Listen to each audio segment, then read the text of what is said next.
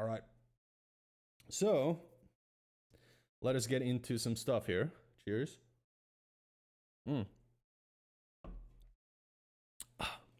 Not the best one, but I kind of like it, actually. It's pretty good. All right, so we got a video from Frankie on PC, actually. Let's watch it, because I'm kind of intrigued about Battlefield 6.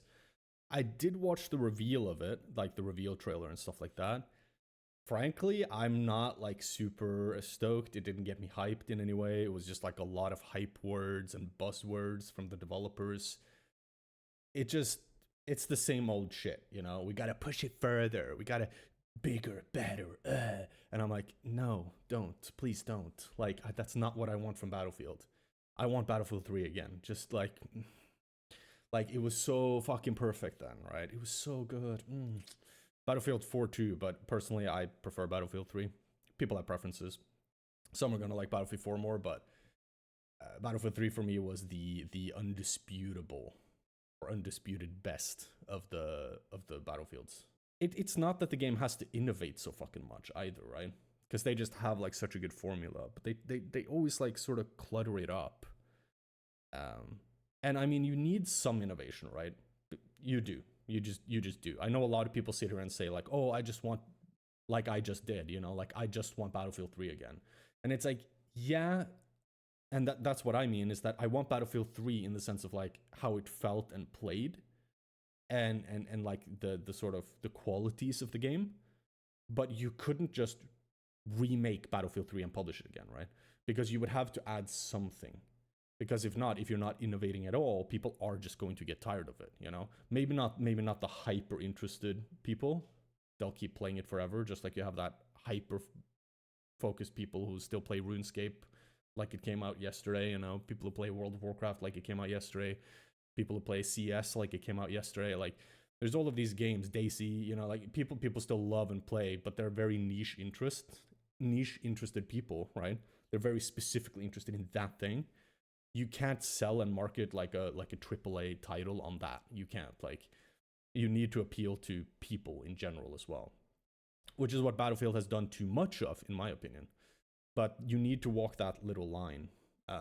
So I don't know. It's a weird discussion. Like, just me sitting here talking about it as well. It's like, I don't know exactly what my thoughts are on it, and I don't know exactly what Battlefield should do, which is why I'm interested in watching this video and hear what Frankie says. So, without me rambling for so much fucking more, let's just watch it and see what we can find out.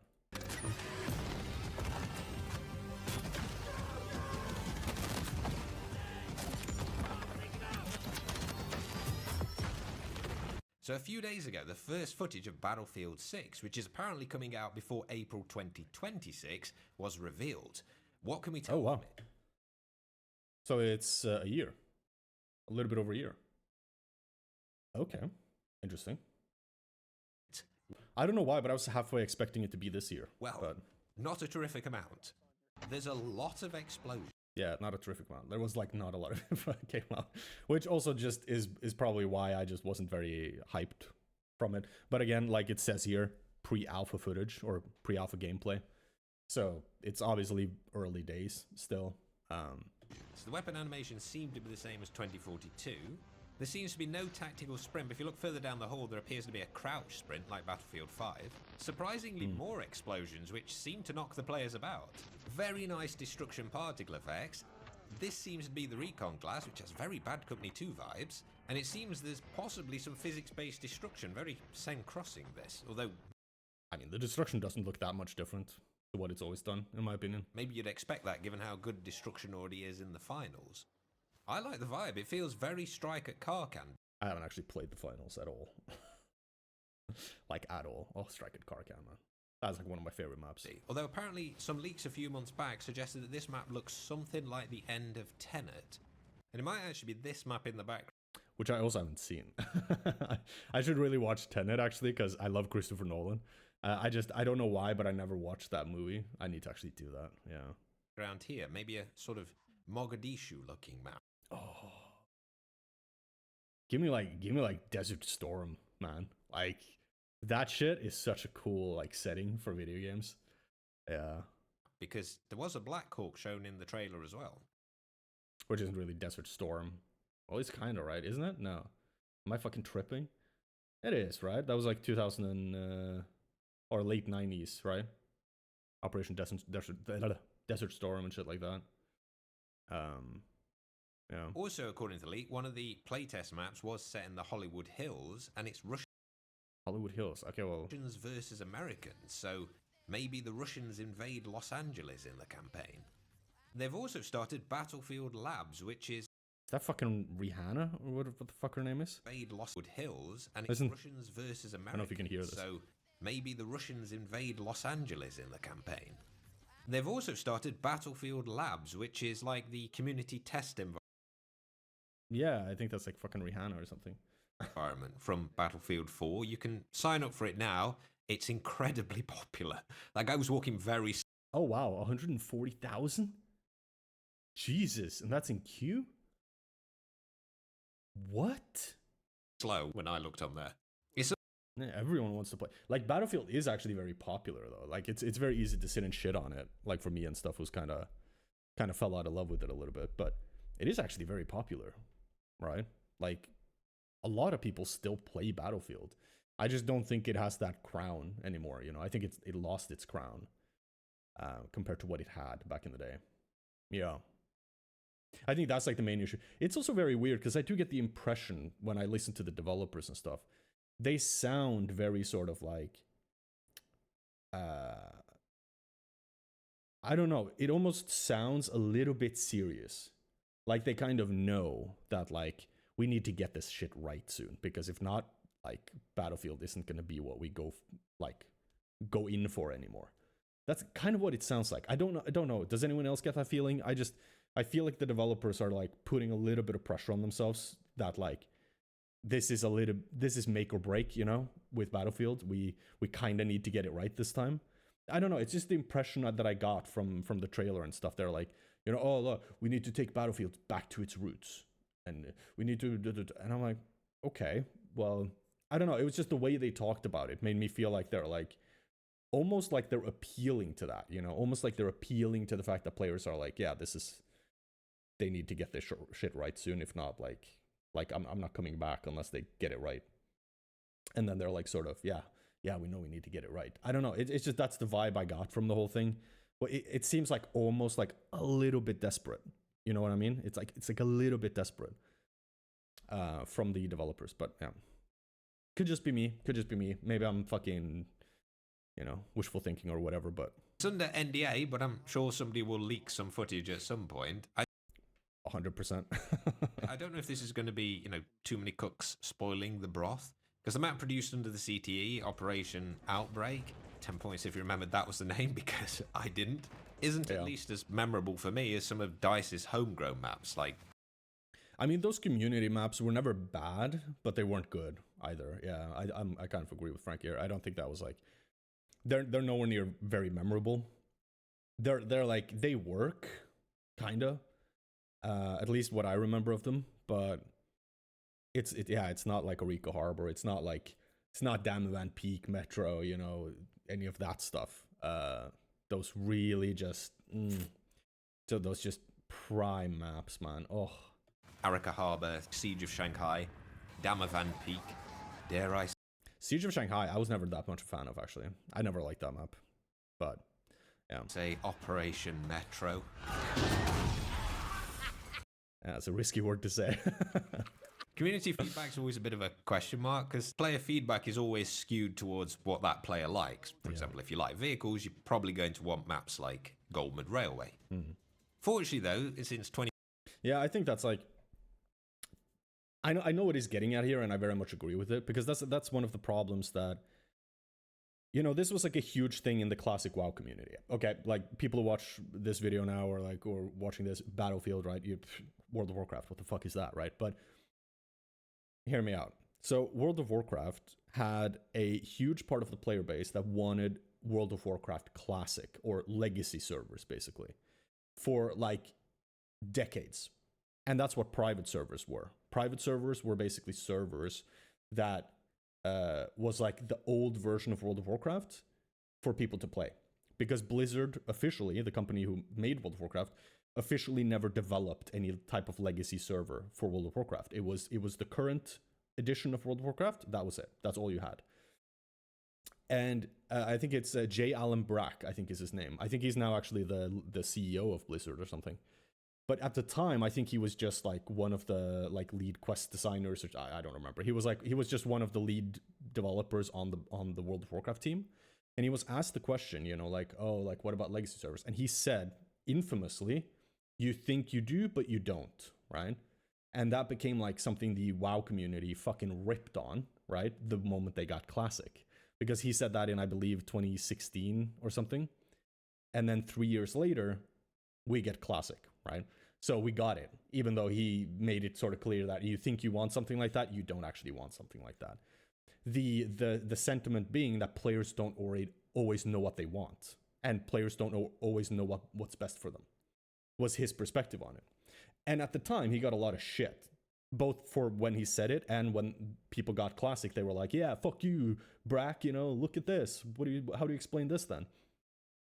And I was very much in that camp back then, you know, like, yeah, fuck you. Like, who are you to say? Like, you think you do, you don't. Clearly we do, right? Because look how popular Classic WoW was. It exploded in 2019. You know, it was hugely popular. 15 years after the first release of that version of the game.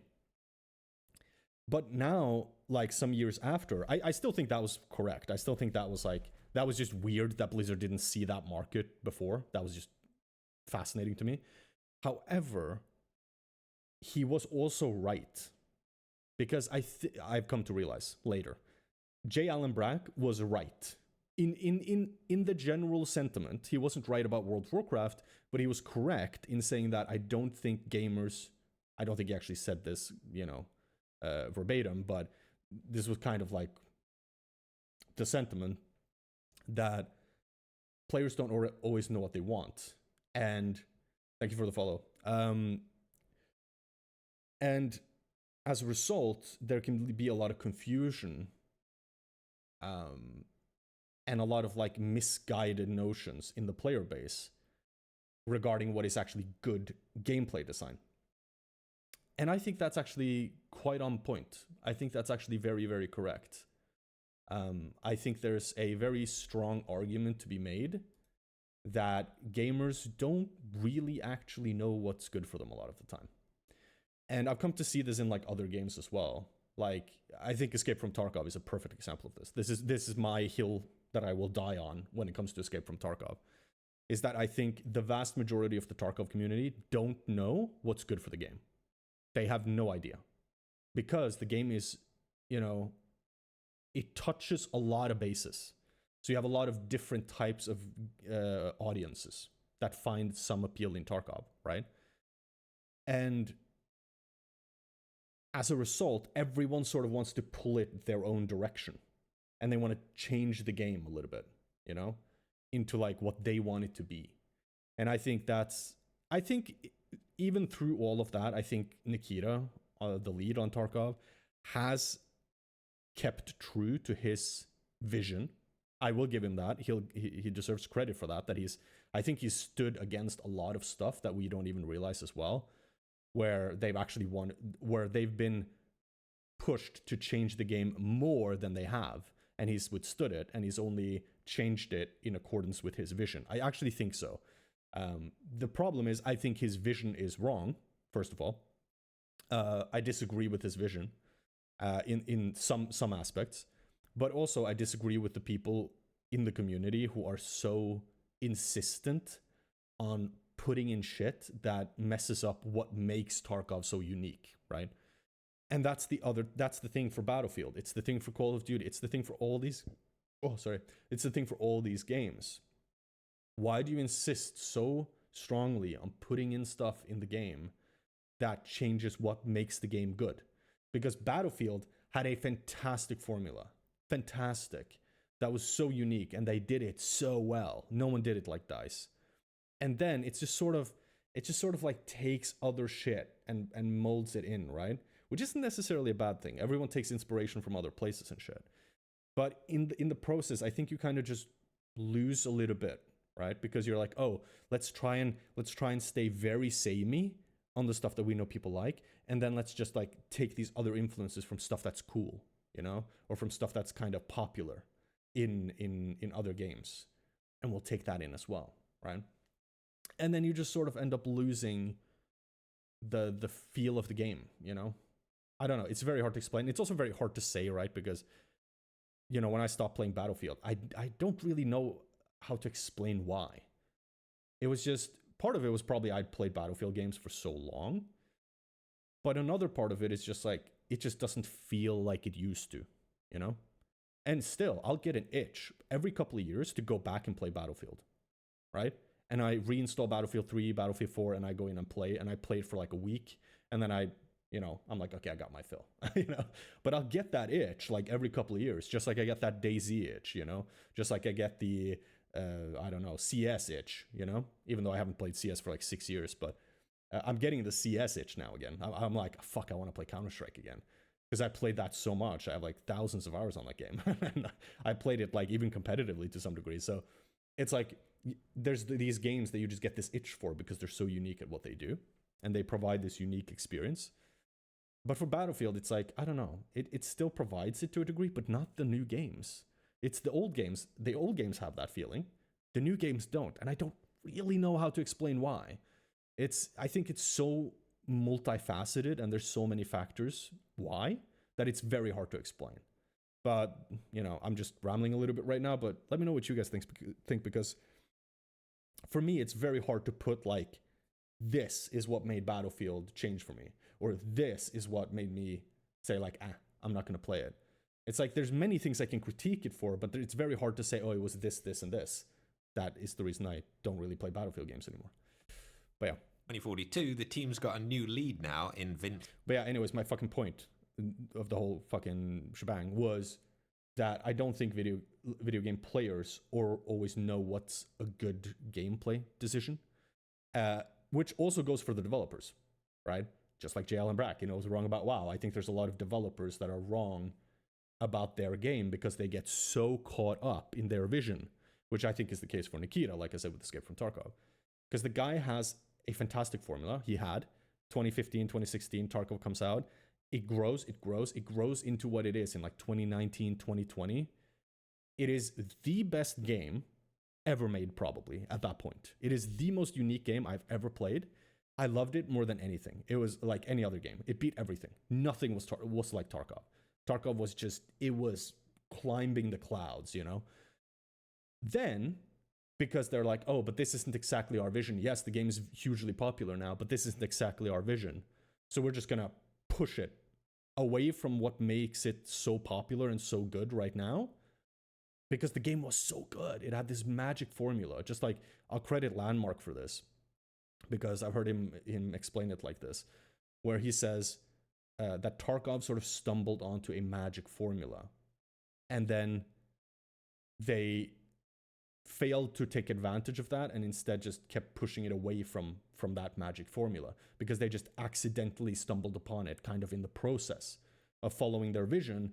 They just like hit this like, oh wow, the game's really popular, really good. And then the developers themselves kind of failed to realize it, or if they realized it, they thought that, well, we want to push through that and follow our vision, or they thought that they could maintain it while pursuing their vision, right? Which was false in both senses, right? Which is the reason you see now people don't play Tarkov anymore, right? Like, Tarkov has lost the vast majority of its player base, and half of the player base currently plays PvE Tarkov, right? Very casually. So it's like, the game is kind of dead. Like, it's harsh to say, but I think effectively, in terms of being a good, hugely successful game, the game is never going to do that again. Because the game has just killed that potential in itself by the developers pushing it so hard towards the vision, instead of just realizing that, oh shit, we have something good here. The players really love this. Okay, let's try and figure out why. Let's try and build around this instead of trying to retain as much as this and then just like drag it with us in the direction that we want, because that's our vision, It's like, I think it's a little bit of pride that the developers have to swallow, when it comes to them thinking that, oh, I know what's best because I'm a developer, right? But it's also the community, because a lot of the community has been very hugely positive to Tarkov, making the changes that Tarkov has made. And, you know, you have a lot of that milsim crowd and people who like those kinds of games have come in and just like, they obviously don't mind because that's more akin to the experience that they want in video games. But then it ends up ruining it in terms of being accessible and being sort of hitting a lot of people's preferences. And as a result, you just get a more niche game with a more niche player base that less people play, you know? So, yeah, that's a ramble. Sampella, who of course game directed Call of Duty 4, Modern Oh, he did? 2, Holy shit. 4, Apex Legends. Fuck, I did not know that. Jesus. I mean, he's possibly the best game developer in the industry right now.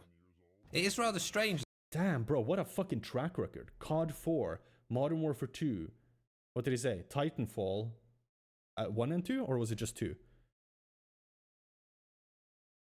Titanfall, Apex Legends. I'm assuming that's 1 and 2, and then Apex Legends afterwards. What?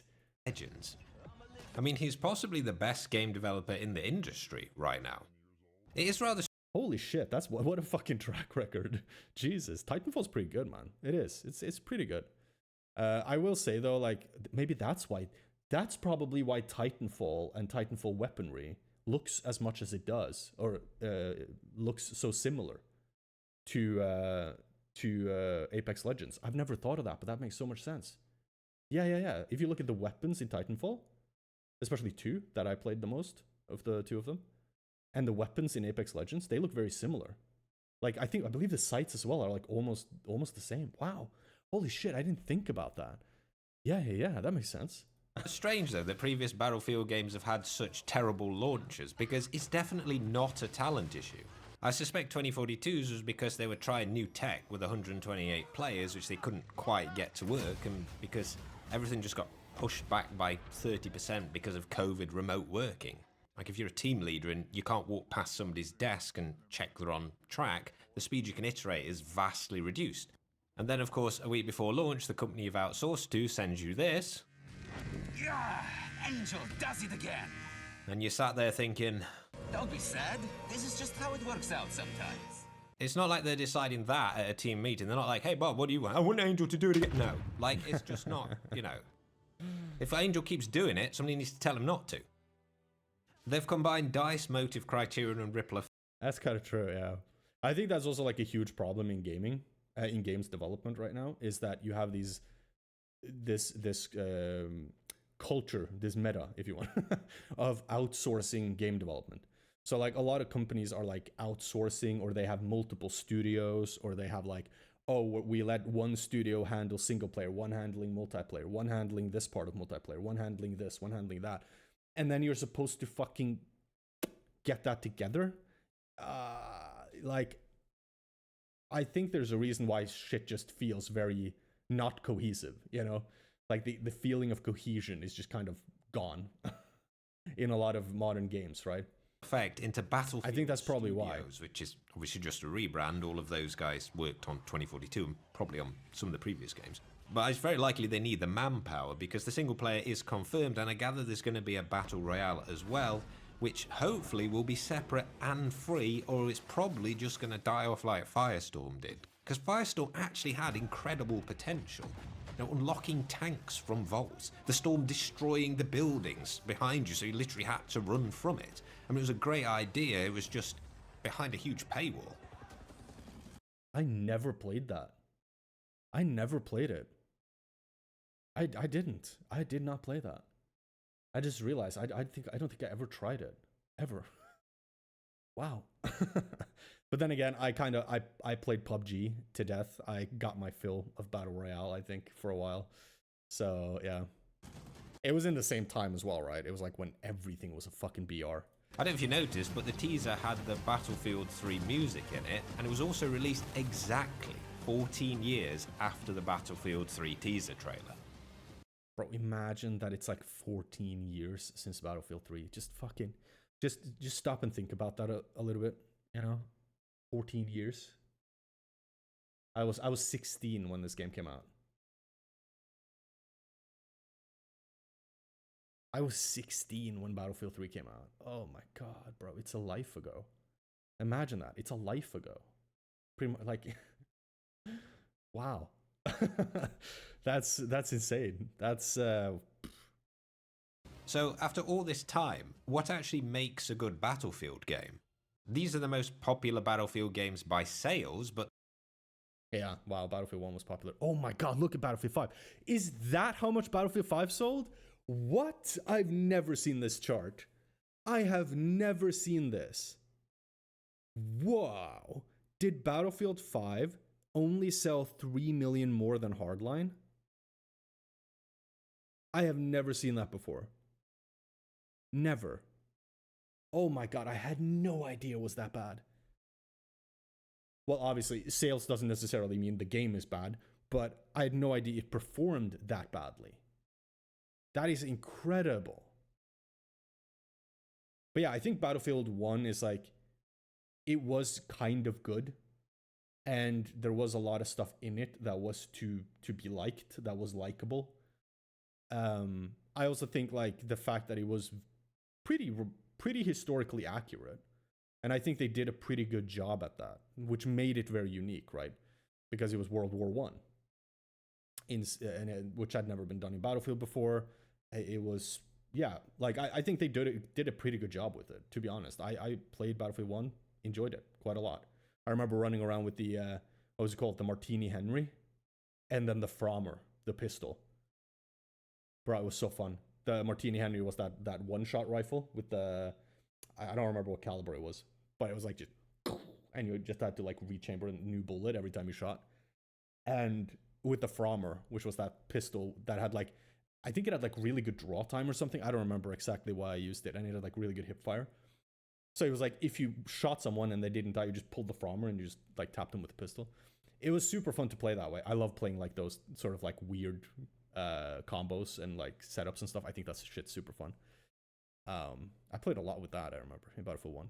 But yeah, it was really fun, and it was like actually a pretty good game. But I had no idea. I knew Battlefield 1 was like very popular and like very successful. I knew that, but that it's that much higher than 3 and 4 as well is a little bit surprising, especially that 4 is less than 3. That I didn't know. I thought this was going to be the other way around. I knew they were like close, but I thought it would be like literally that these two would be flipped in terms of like ratio. Hardline I knew was very unsuccessful, so that's not a surprise. But that Battlefield 5 is this low, I did not know. I did not know that. Wow. And I imagine if that has kept going, especially now for 2042 as well, which I played and actually kind of enjoy some parts of. Again, it does some of those core things correct, right? It always has, regardless of which Battlefield it is. It's always done some of those core things right. Like gunplay and stuff as well has been fairly similar. Differences in time to kill and shit like that, but it's mostly felt pretty similar. But yeah. The way they all play is significantly different, and obviously each game has technologically improved significantly from the previous. For example, my and most people's beloved Battlefield 3. It had... I love that just gritty synth. That just... I just like, oh yeah. Yeah, that's like, it's so cool to me. It's so cool to me. Okay, I gotta just fix my webcam quick. I'm very sorry. I just gotta realize I have something wrong on this. There we go. Hello.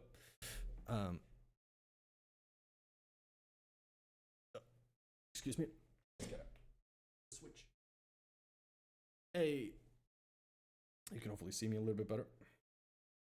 But yeah, wow, like, damn, I love that sound. No separate aim down sight sensitivity, no universal soldier aim. It had a 10 Hz tick rate, which was... Yeah, dude, that fucking universal stuff. Jesus. The previous. For example, my and most people's beloved Battlefield 3. It had no separate aim down sight sensitivity, no universal soldier aim. It had a 10 Hz tick rate, which was brutal as you died. That was brutal. That was extremely brutal.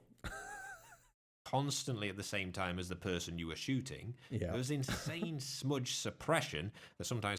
Yeah. Fuck, I hated the suppression. felt like your bullets were going at right angles, and everything was blue, and the sun was ridiculous. But despite all this, for some reason, running around with an M4 was a heck of a lot of fun. Diving off Dam of Van Peak never really got old. Yeah. Flying jets around the tower on Caspian border was endlessly enjoyable, with a real skill curve to the planes. In Battlefield... And I think that's the thing, right? I think if there's probably like one thing I can boil down my problem with like a lot of modern games to, it's the fact that the skill ceiling is not there. And I think that's why you have games like DayZ, CS, Tarkov, even though less now than it used to be. Because the games had these immense skill ceilings. Sorry. Where you could just be infinitely good and you could infinitely improve. But then nowadays, I feel like there's this like mechanisms in place that are basically to like hold people back a little bit, you know? Like you can't be too good because the game kind of just automatically punishes you. And it feels like it's a little bit hostile to having systems that reward you playing well, right? If that makes sense. I'm not saying that's 100% the case for Battlefield, but just like games in general, you know, because he's talking about skill ceiling here, got me thinking that, you know, that's like probably one of the bigger problems I have.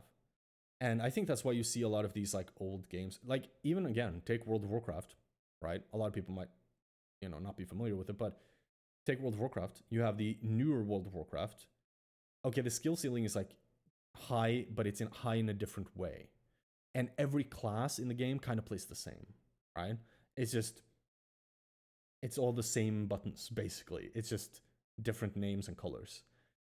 And then you have the old version of Classic, where there's so much knowledge you need to have, mechanical knowledge you need to have. There's so many things that you can do to min-max, right? And be good at the game. And I think that's what people want. Even if the game is to a degree simpler, just like WoW Classic is kind of simpler than retail, it's like there's just so much depth. And there's so much like the gap between being bad at the game and new at the game and being good at the game and having experience in the game is just so massive. There is such a huge span in that. And I think that's what people find appealing a lot of the time in video games. Because you really feel it whenever you move up and down that. You feel it when you made a great play. Oh shit, I'm fucking good. And then you're like, oh, that guy shit on me. You know, like, oh, it's a little bit of a roller coaster.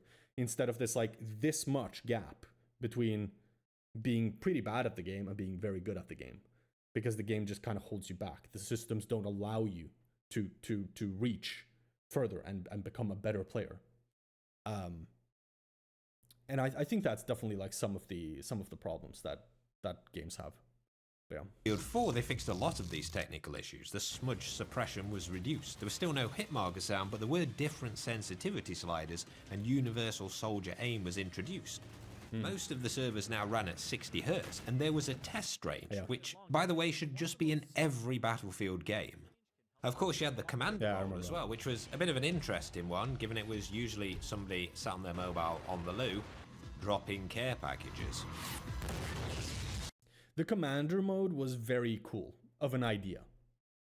I don't know if it quite worked in execution because yeah, I do remember playing games where you had like a really good commander and it was like really fun and they were like really useful. I remember like all of a sudden like someone would tell my squad to move here and there and I was like, who the fuck is telling? And then I was like, oh, it's the commander, you know, like, oh, you know, and it was kind of cool. But I don't know if it was like that good.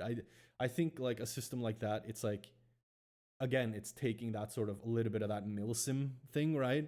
And then you're trying to battlefield it, you know?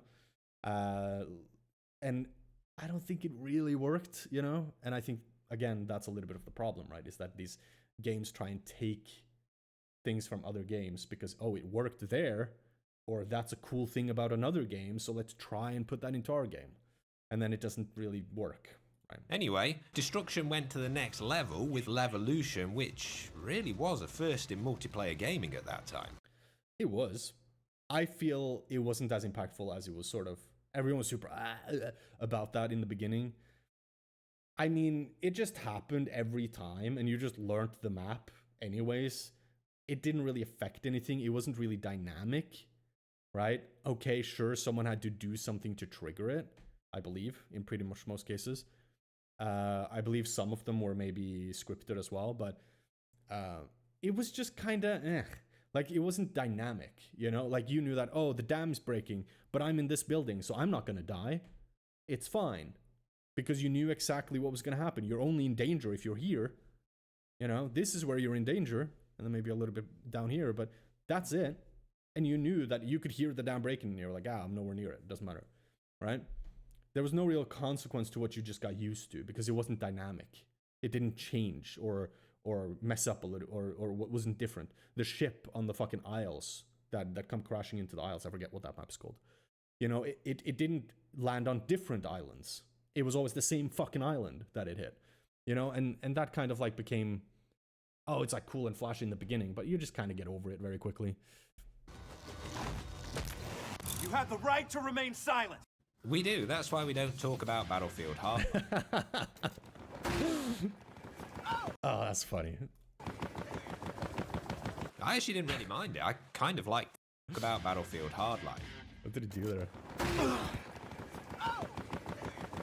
Oh, damn. I actually didn't really mind it. I kind of liked the animals.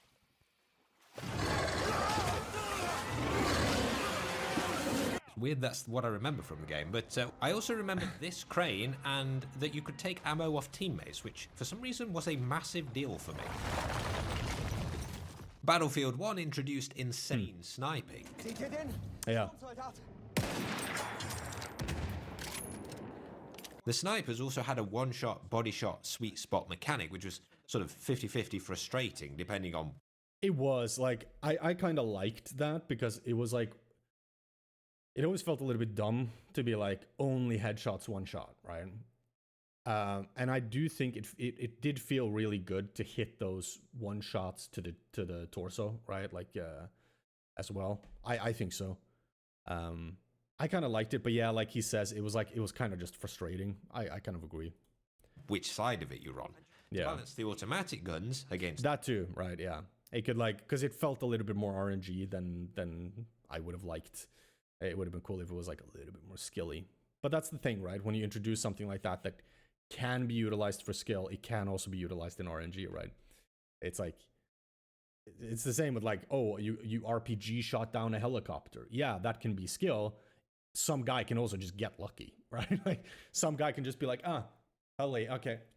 And he just gets it. And he's like, oh my god, I got a fucking quad, what? Right? And he has no actual skill. He just shot up in the air near the helicopter, and the helicopter happened to move the way that worked out, and he got the kill, right? And it had nothing to do with skill.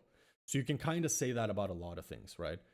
Because everything that you can kind of utilize in a video game to benefit you as a skilled player, people can also use in RNG, right? So that's a hard balance, though. Yeah. It's the majority of single shot and semi-automatic rifles. But I think you just kind of have to deal with that. I think, like, that's also the healthiest attitude. But I think if you want to have a good game that has a good skill ceiling, you need to also recognize that there is going to be people who just get lucky with those mechanics as well, right? Just like people get lucky headshots. Same thing. Some guy can just not aim worth a damn, and he just hits a headshot completely luckily, and he just gets a headshot. Whether it's here in Battlefield, whether it's in Escape from Tarkov, guy just panics and shoots, panics and clicks, or just fucking point fires a gun and just magically gets you right in the fucking face, where the only place on the body you didn't have armor, right? or like anything else, you know? Like, it's just like, some RNG is always going to be there, but then a skilled player can also take advantage of that, because they can be like, oh, I know that headshots are valuable, headshots are powerful, let me go for headshots, and they get good at shooting headshots, you know? So yeah, Rifles.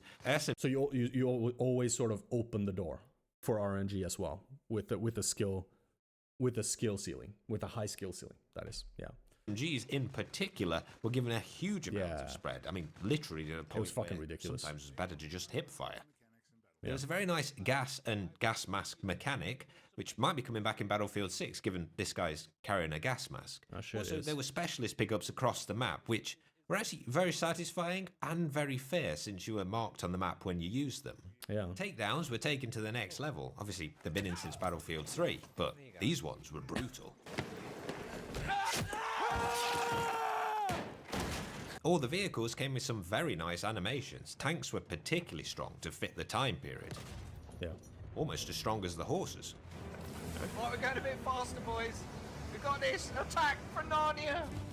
The losing team got a behemoth at the end of the round, either a Zeppelin, a train, or a dreadnought. Yeah. I mean, I thought they were a fantastic way of stopping the end of a round becoming a landslide, and they led to some That's very actually true. cinematic moments. I think so too. I think that was like kind of a cool mechanic, in a lot of ways. You know, yeah. I don't think I don't know. I can't really see anything immediately bad about that now that I think about it. With the behemoths, I don't think there was anything like immediately, oh, this is bad. In Battlefield 5, I don't know if it was the visual style, but at least for me, it felt a bit more hardcore. It was also the first attempt to give soldiers personality in a rather modern way, which didn't go down too well with the core audience. They led their trailer with a claw-armed female soldier, which I would imagine was rather niche for the time. Hello, old friend. However, some nice movement mechanics were introduced, like rolling when you dived out of windows. You also got knocked about significantly by explosions. Fortifications were added, and you were able to drag turrets about with vehicles, which was Did anyone actually use those though? The fortifications? I don't remember that being much of a thing. very nice. Even though 90% of players don't try and tactically use any of that stuff, it's still a really nice sandbox mechanic. Yeah. Oh my god! Jesus. Gunplay to me always felt a bit weird, and there were significant visibility problems at the game's launch, especially regarding prone LMGs. Again, it was seemingly rushed out. There was a lot of cool stuff in the trailer that was never added. Surviving plane crashes, for example. It was also a weird choice not to go for bigger World War II events, at least some of them.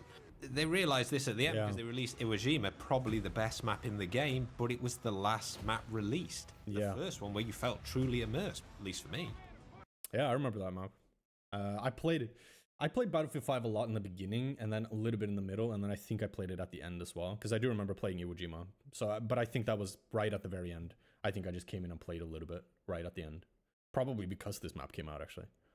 I don't remember. Notably, they switched to a modern Battle Pass model, Tides of War, for the first time. Oh, I remember that. In this game. It used to be a premium pass system where you had to pay for DLC maps, so hardly anybody played those maps and they died out. Battlefield 2042 was technically probably the worst launch in Battlefield history. Almost an unplayable game. We've had a few of those. With what it's got, it's actually pulled itself together quite well over the last 2 years. I genuinely enjoy the gunplay. Bullets hit I think so as well. I think the gunplay is pretty fucking good. where they should. There's no visual recoil. Yeah, I really like that too. I think the gunplay is probably the strongest element of 2042. Yeah, I think so. I also think like there's a lot of pretty cool guns. It's relatively current, so it's like kind of a lot of stuff that you recognize and think is cool, right? The guns are satisfying and feel powerful and different. Yeah. I think the plus system adds. I think the gunplay is like one of the better parts. I don't really like this system, the changing stuff on the go. I don't really like, because I liked having a set loadout. I liked that, like in Battlefield 3 and 4. I really liked having that. You know, you kind of went into a map, started around, you're like, okay, what do I want to do on this map? You know, like, oh, okay, what am I? Like, you couldn't just like change it up on the go, which I think is actually kind of good because it forces you a little bit out of a comfort zone, and you kind of just have to adapt to the situation the game gives you, right? So, okay, you got caught out in the open in a medium to long range engagement, but you just got a fucking AR with a red dot. Okay, well, you just got to make the best of it now. Instead, here you could just go, okay, let me put on my fucking ACOG, and then you're good to go, and then you're fighting on the same line. Just the other way around, where, okay, some guy is all of a sudden he finds himself pushing a building with his team, but he's got a fucking DMR and a 6 times, or let's say a 4 times, and he's like, okay, well, fuck, I just gotta make it work, right? or I got to pick up a weapon from one of my fallen teammates or one of the enemies, right? But it doesn't force you to use those mechanics when you can just change everything on the go anyways. So I didn't really like that because it negates other mechanics in the game, and it negates having to just adapt with and play with what you have, right? And that's actually what makes you feel good as well, right? Because if you're like, oh, this was not the situation for this gun and loadout, but I fucking smashed these two guys. Yeah, that feels good. That feels satisfying. There's a terrific amount. Switching scopes and ammo mid-life really keeps the mechanics interesting. Does of course remove some teamwork. With the plus system you can carry tons of magazines, and that's really the core problem with the game, teamwork. Controversially, 2042 switched to a hero shooter system. Yeah, like what the fuck, bro? At the start. I think there was influence from other hero shooters doing particularly well for Battlefield to similarly monetize their battle pass. I mean, you don't need Nicki Minaj running around for people to want... Yeah, bro. Oh my god. ...to buy custom skins. Playtime is over when Nicki drops in. I mean, she's not wrong, but it's because nobody's playing Warzone. Like an old game like Medal of Honor Warfighter had tons of really nice operator skins. Like Warfighter is like one thing. Medal of Honor 2010 is one of the best games I've ever played in multiplayer. That game is so fucking underrated, bro. I swear to God, Medal of Honor 2010, not Warfighter, which was 2012 or 11. Medal of Honor 2010. You have the campaign, which is made by one studio, I don't remember. And then I believe it's DICE that did... No, not DICE. Who the fuck did it? I actually have to search that up. Who developed that fucking campaign? Or that multiplayer? I looked this up at some point here. I don't remember now though. Let's see. Medal of Honor 2010 developers.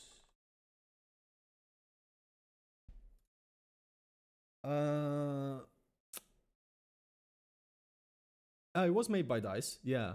But who made what? I don't remember. DICE made the multiplayer, yes. So DICE did make the multiplayer. So DICE, right, made the multiplayer for that game. Danger Close made the single player, okay. So yeah, I was like, what the fuck? Did actually DICE make it? But yeah, DICE made the multiplayer for that game. That game has some of the best like gunplay, I think. Like, I loved the way guns felt and looked in that game. I thought it was really, really good. And it had like, I don't know, for the time, now, obviously, if you go back and play it now, it's fucking probably super outdated, and I haven't played it since it came out, probably. I haven't played that for 16 years, 15 years. But I remember at the time, I fucking loved it. It was so good. It was so good, man. So, yeah, that's like, I think that was like a very slept-on game at the time. I remember it kind of flopped. It wasn't very popular. I don't remember why, but it wasn't very popular. And then Warfighter was definitely not very popular. I think because of the campaign being pretty bad, if I remember correctly. The Medal of Honor 2010 one, I think, was actually pretty good, but, or, you know, as good as you can expect in games like that. But the multiplayer, I remember, was fantastic. It felt really good. Yeah. I know this guy looked like a pineapple, but I really liked his ghillie suit. To be fair, a lot of the 2042... I really nice operator skins. And I know this guy looked like a pineapple, but I really liked his ghillie suit. So that's Warfighter? To be fair, a lot of the 2042 characters are memorable. Boris, Falk, Casper. And they're actually more memorable than previous games. I don't remember really any of the other characters since Bad Company 2. Yeah, Bad Company 2, man. Bad Company 2 has a fantastic campaign. It's like, it's really good. Again, as good as you can expect, but, you know, it's really good. I think it's fair, it's fun, it's comedic, it's good moments. It's just what it needs to be. I think it's fantastic. Bad Company, which is probably why Bad Company and Bad Company 2 specifically is one of my favorite series of games ever. Apart from Wrecker, and that's only because he didn't get left behind. We are not going to leave you behind. No one gets left behind. We're not leaving them. We need them. That's an order. Fuck you. Something else that didn't get left behind was the previous games, as 2042 shipped with Portal, the promise you could build game modes from legacy games. It was a great idea, but it was seriously overpromised and underdeveloped. To be fair, 2042 did introduce some nice sand... I've heard people say that like they want like, oh, I want like a proper portal mode and stuff. I'm kind of conflicted on it because, to be honest, I don't really like the idea of just going back and using old shit. It's like, no, just fucking make a good game. Don't lean so strongly into what you have already and nostalgia. Please, like, just make a good game. I don't know. Box That's more mechanics, principle than a anything, I grappling think. hook, a wingsuit, vehicle airdrops. It's kind of gimmicky to me. Like you know, oh, a fucking grappling hook and a wingsuit. It's just kind of gimmicky. I don't know. Just give me boots on the fucking ground battlefield, man. That's all I want. None of this uber fancy shit, you know? I mean, you could literally drive a hovercraft up a skyscraper at launch. Yeah. Holy shit. It's quite obvious all the games have something. Oh my god, yeah. 1942, obviously fantastic. Battlefield 2, fantastic. Battlefield 2 Modern Combat I also played. This was, I believe, Battlefield 2, but for console. Because I don't think Battlefield 2 was actually on console. Or it wasn't like, or something like that. And then it was made as kind of like an alternative. And I remember playing a lot of this, actually. I played it on console. 2142, though. This is probably one of my favorite Battlefields ever. And I would love for them to do a 2043, you know, like, or a 2143, I mean. Like, I really want that. I really want that. I fucking loved 2142. It was so good. Titan mode, oh my god, dude. Yeah, don't get me started. I'm not gonna even start on that. But yeah, and then Bad Company was prime. Battlefield Heroes, I actually played a lot. Yeah, I actually played it a lot at some point. 1943, I didn't. This is probably one of the Battlefields I played the least. Is 1943 and Vietnam. Unless that's the DLC one. No, yeah, that's Bad Company Vietnam. Yeah. So this one, Battlefield Vietnam, Battlefield 1943 is probably the ones I played the least, along with like Heroes and Free to Play, or play for free. It's probably the ones that I played the least. And Hardline, because I never actually played Hardline. Never. I never actually played it. Everything else I played. Yeah. I think like here, Bad Company 2 Vietnam was also fantastic. Battlefield 3, Battlefield 4 was just, this was prime, you know. Special about them. So if he's a bit Vince Zampella, how do you know what to do?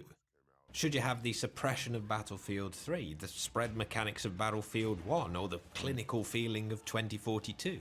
Is it okay to have the Fliegerfaust fiasco of Battlefield 5, or dare I say it, the M26 Dart disaster of Battlefield 3? Did those things improve the... Fuck that thing. Fuck that thing. Oh my dear lord. They were definitely fun for a while. Fuck that thing. I suspect it's being very aware of what's just nostalgia. Oh, dude, this was my favorite thing to do in Battlefield 3, was the Remington 870 with slugs. And I would run around and just basically quick scope sort of people with slugs on a Remington 870. It was so much fun. I loved it. And now, if you listened to me earlier, that's probably why I enjoyed running around Battlefield 1 with the Martini Henry so much, because it's kind of the same playstyle. So I just love that kind of shit. That's sort of one-shot stuff. I think that's kind of fun. It's a fun challenge, you know. So I loved it. But also the immersion, fairness, and What did he limiting even say there? very improved the game. They were definitely fun for a while. I suspect it's being very aware of what's just nostalgia, but also the immersion, fairness, and limiting frustration are critically important. Because the idea of games is you used to play them to relax, right? In Battlefield 3, there was an awful browser.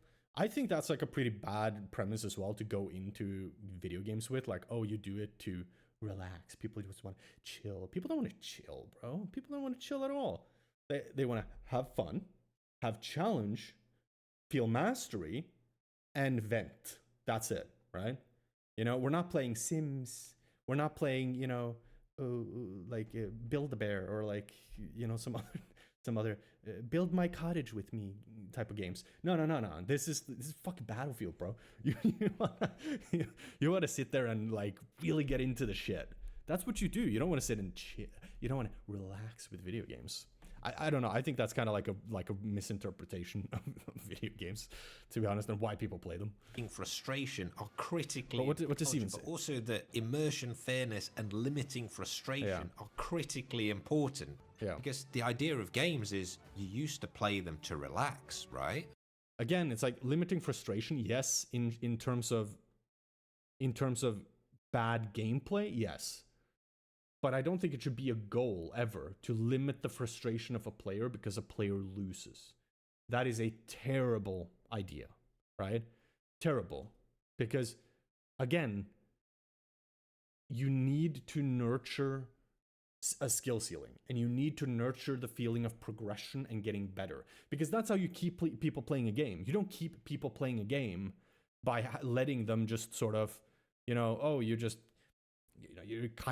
never played the game before you get in and you're kind of on the same field as everyone else. No. Like, you want everyone to start at the same place, yes, but you want there to be a difference between someone who's bad, someone who's a little bit better, someone who's mediocre, someone who's pretty good, and someone who's fucking amazing. You want there to be a distance between them, and you want it to be as large as possible, as dynamic, basically. Think of it as like HDR. Think of it as like dynamic range, You want dynamic range in the player base. Because what that does is that individual mastery. So me meeting a person who I shit on, right? Who's bad, okay.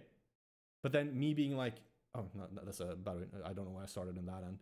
So, okay, so I go into a game. I play it like Escape from Tarkov, for example, which has a very high skill ceiling. Still, even though it's lost a lot of it, it still has, a decent skill ceiling. And you have like these moments where you'll play against a player who is better than you and you can manage to kill them.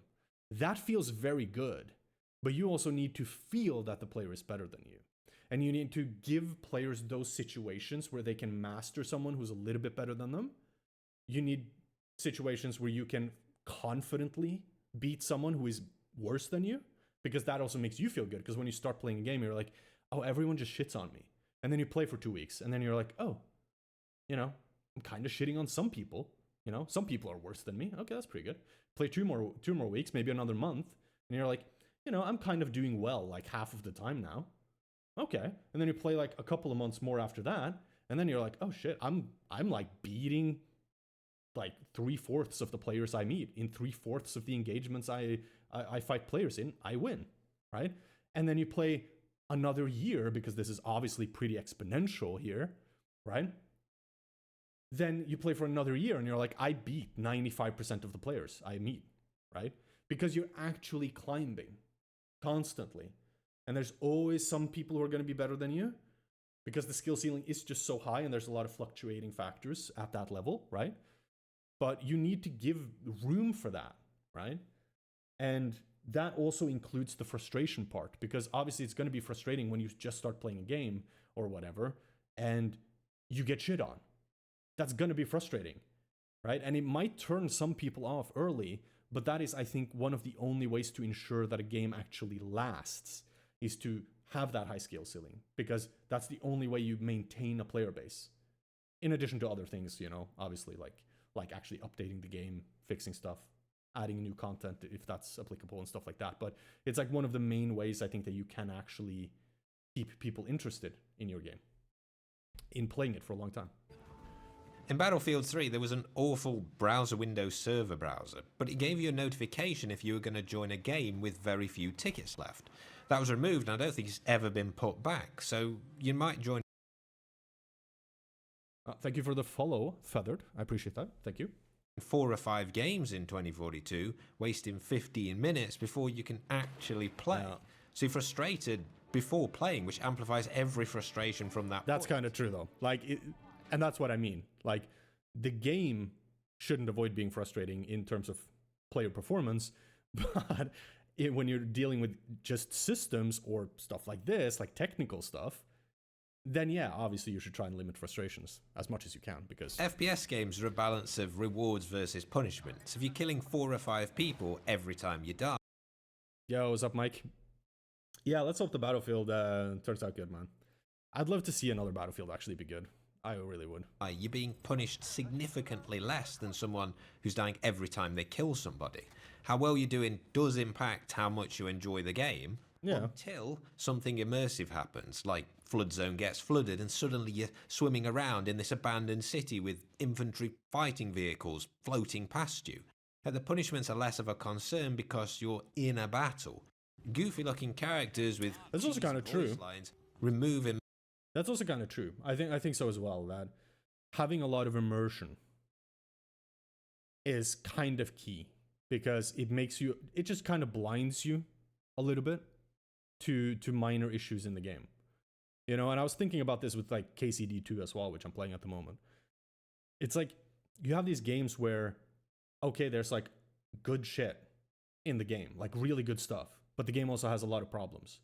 But if you have a lot of these really good core systems and the actual gameplay is fun, and you get immersed and you get just really sucked up into it, you're so much more forgiving for the problems of the game, whether that is bugs, whether it's just technical issues, performance issues, whatever. It's like you're so much more forgiving. It just doesn't stick the same. It just kind of bounces off you, right? Now you'll notice it, and it's important that you notice it, obviously, because, you know, then you can give feedback, you can complain about it, you can whatever, critique it. But it's like, it doesn't stick and it doesn't ruin a lot of the other good stuff in the game, right? So yeah, I think that's pretty important. I agree with Frank here. Immersion and are irritating, so amplify the punishments. It is. That's a great edit. Yeah, I think so too. I think like having a lot of that cheesy shit, and I think that's like when you're trying too hard to add personality to stuff, it just kind of does the opposite. Whereas when you kind of have that blank slate operator, just a scoreboard, like you did in Battlefield 3, Battlefield 4, hey, dude, that's all you needed. Because then people kind of fill in the blanks themselves, right? They're just like, yeah, that's me. That's me. It's not fucking Jose or whatever his name is, the operator is. You know, it's me. I'm the player. That's my name on the fucking scoreboard. It's not some operator who I'm pretending to be, who's like taking my credit and like la la la la. It just feels weird, you know? That like, oh yeah, that's the character I played. It's like, no, it's like you want it to be you, you know? And that's also part of it, right? Like, you know, as someone who comes from like CS and shit like that, your name matters. Like, you know, you see the same names in the same pug or in pugs, right? And you're like, oh fuck, I know that guy. Oh, he plays like that, and oh, he's really good, or oh, that guy's fucky with an op, you know, or like it kind of matters. There's like you want your name to be weighted and respected, and you want to see, even if no one else is gonna remember you after the game is over, you want to see your name on the fucking scoreboard, and you want to see that like, yes, I did good.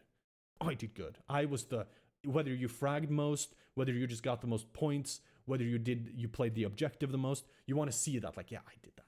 That was me. That's my name on the fucking scoreboard. You want to see that, you know? It's a little bit of ego stroking, but fuck, dude, that's the point of games. That's the point of competitive gaming, right? You know, or anything that has like a competitive aspect to it. That's the point of it, is to win and to feel like you're fucking winning and be like, yeah, I won. That's why they should always try and keep a simple HUD in Battlefield games, and or have a toggle for full, minimal, and off, because it does affect immersion. Squad play is really important because it reduces frustration. It lets you play the objective easier, which is satisfying because it moves the attention off pure kills, and it doesn't matter if you die a lot because you're getting picked up, so it's like, whatever. But the more the game is designed... That's also true, yeah. That's also true. Because you don't really mind dying that much if you get rest. You're like, you know, fuck that guy, but okay, I'm back in it. Around squad play, the more frustrating bad teammates are. I mean, Battlefield players have literally been running around for 20 years now spamming give me ammo, and the game's constantly fighting them because they keep removing the ability to take magazines off support players. Half the player base runs around like headless chickens. In 2042, the best random teammates are usually AI. They'll guarantee smoke and revive you. This AI's in the top 3. They'll always give you ammo, Really? The AI is in the top 3 at the end of a match. That's funny, man. I don't think I've actually seen the AI in Battlefield 2042.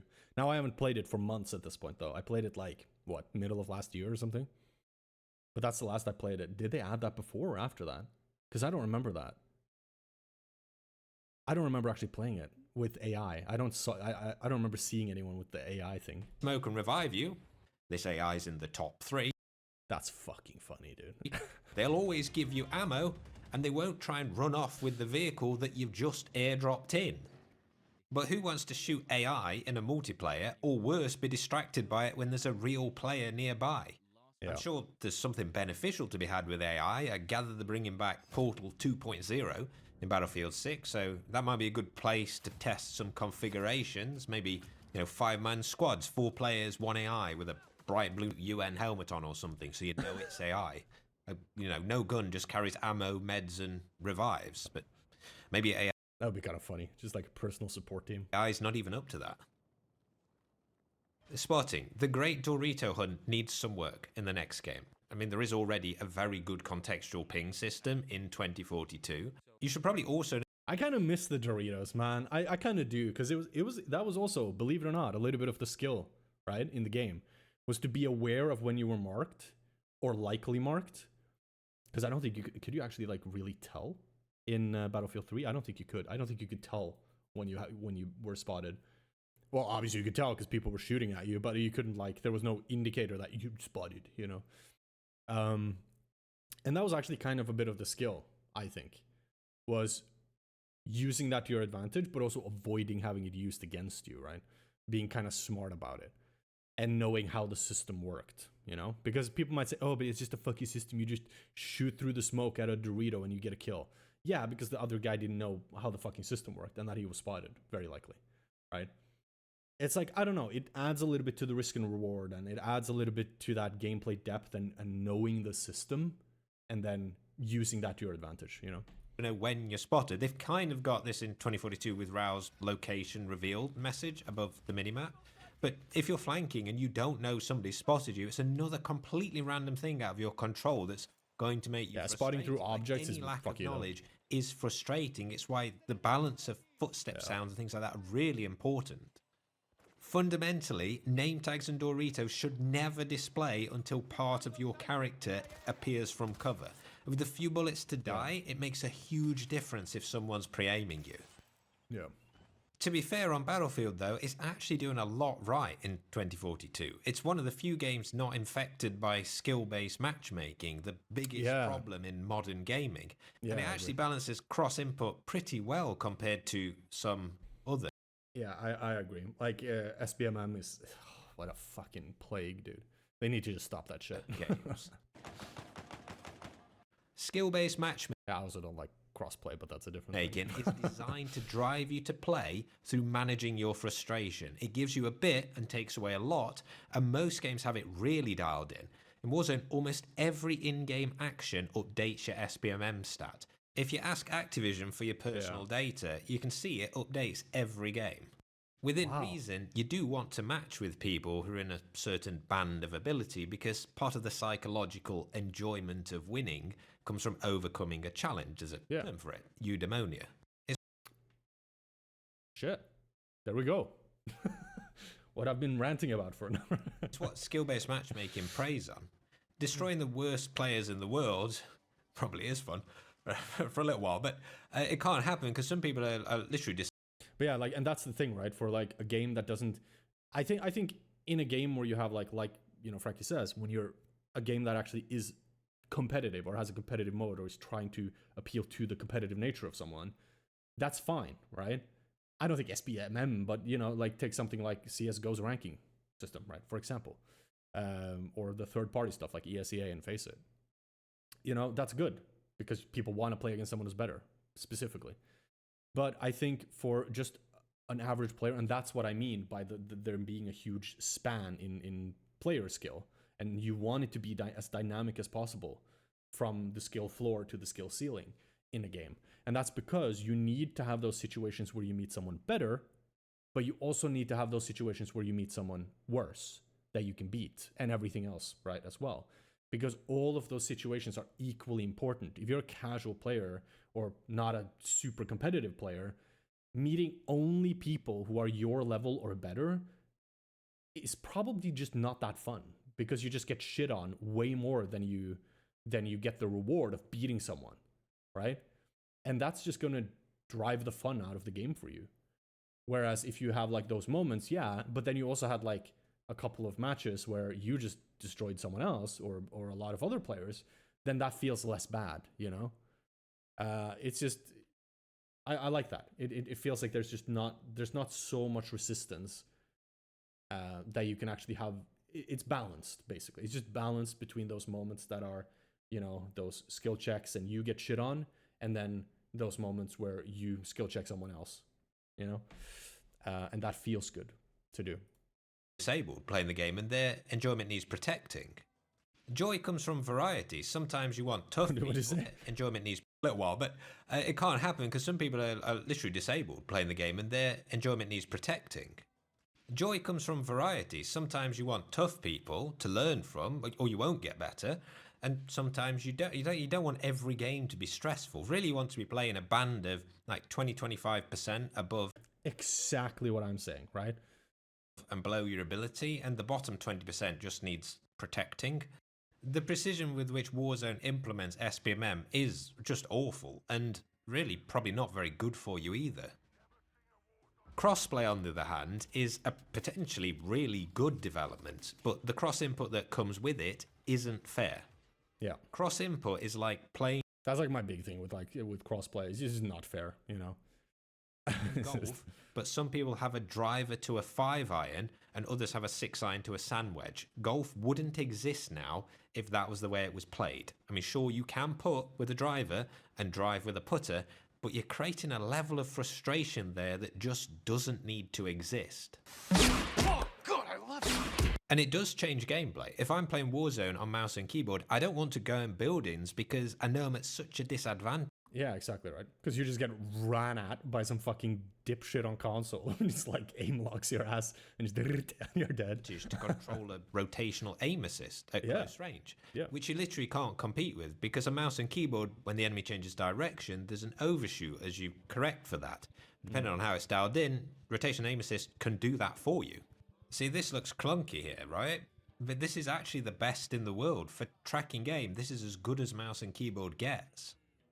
On the other hand, if you're on controller, you probably don't want to take mid-range fights with mouse and keyboard because it's significantly easier to control recoil on that. Yep. Unfortunately, in Battlefield, the sandbox nature of the gameplay means these things don't matter so much, but really, every modern game should have a toggle for crossplay and a toggle for cross-input. I agree. I think absolutely. Give people that option to just opt out of it, because, yeah. They can have it in games if people don't mind playing with it. I don't want to play with it. I like playing against other PC players. But if people want to play with it, they can. Sure. It doesn't really matter to me. But I want to be able to opt out of it at the very fucking least. So at least people have a choice. Yep, I agree. 100%. So immersion, fairness, and limiting frustration. It's probably already what Vince Zampella's trying to achieve, or Apex Legends wouldn't have done so well. Nowadays, the standard is really high for FPS games. It's why so many die off so quickly. I mean, graphically, everything just looks like Unreal Engine. There may be a slight... Because everything is Unreal Engine, right? Like, most games are... don't get me fucking started on the Unreal Engine, bro. I'm about to, like, rant for, like, another hour on fucking Unreal. I fucking hate the Unreal Engine, bro. It's, like, terrible for games. Terrible. But it's because so many games are made on the Unreal Engine. And even if they're not made on the Unreal Engine, they realize from watching Unreal that they can also just do the same things that Unreal do, which is lean extremely heavily on generative tech and approximate tech like TAA, right? And to hide shitty rushed work and flaws in their games. Yeah. It's I fucking hate it. Like graphical increase in Battlefield 6, given it's not going to the older generation of consoles, but there's probably going to be some of that in the new Battlefield as well. It's not going to be anything like from Battlefield 3 to Battlefield 4, where you were like, whoa, my GTX 580 is not going to take that. It's going to start a house fire, you know? I've got to save up and SLI some 690s, which probably would have definitely caused a house fire. But, you know, that time's gone, and the focus on that, which probably let lower quality gameplay get away with being lower quality gameplay, has also gone. But it always felt like you were playing something new and fresh with those games. Yeah. I suspect the April 2026 release date for Battlefield 6 is realistic, given they're probably trying to wait out GTA 6. But Yeah, I'd probably. also imagine there'll be a beta at some point before Christmas, given what's happening with labs. You know, in the end, Vince Zampella, Battlefield Studios, they don't need to worry. There's always a plan B. If everything goes to pot, they can just release Bad Company 2 with ray tracing. Yeah. As Bad Company 2.5. I'm sure people would love that. I hope you enjoyed these thoughts, and I will catch you in the next one. Yep. Damn. Yeah, I agree with him a lot, actually. I think Frankie's pretty spot on. I actually think so, yeah. I think he's pretty fucking spot on. I think there's like so many issues, and it's like I feel like gaming is just kind of lost, just in general. It's just kind of lost. It just doesn't know what it wants to be. It doesn't know where it wants to be. And I think that's the biggest problem. And hopefully it can change, and hopefully we can start realizing that video games should be unique. And if you have a unique experience, maintain a unique experience. Don't try and just be what everyone else is. Don't try and just suck up everything else that every other game is doing just because it's popular, you know? So, yeah. Good video. Good video. Definitely. Frankie's back. Cool to see, I guess. Yeah. Interesting. But yeah, I think he's spot on. So, that's that.